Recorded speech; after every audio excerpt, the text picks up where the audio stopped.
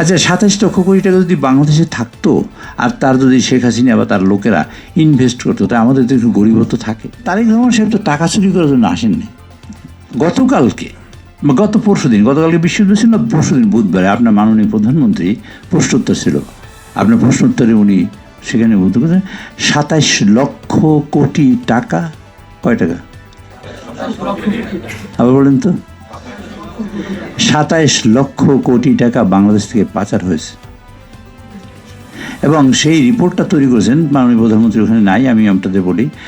আমাদের সিপিডির পরিচালক, ওনার নাম কি, দেবপ্রিয় বাবু, উনি শ্বেতপত্র প্রকাশ কখন করেছেন?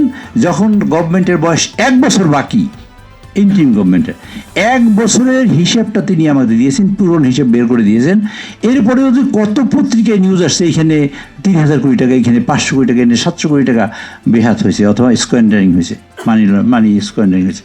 এই যে মানি স্কোয়ান্ডারিং, আমি একটা ওনার ওই হিসাবটা রিপোর্টের করে প্রায় 32 লক্ষ কোটি টাকা আমার হিসেবে আসে।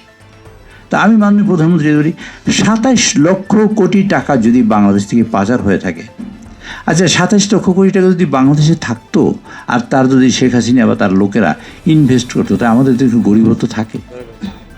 বুঝলেন কথা? আমরা তারেক রহমান সাহেব তো টাকা চুরি করার জন্য আসেননি। সে আসেন নাই, তার প্রমাণ হলো এই যে তিনি বিদেশে থাকার পরেও বলেছেন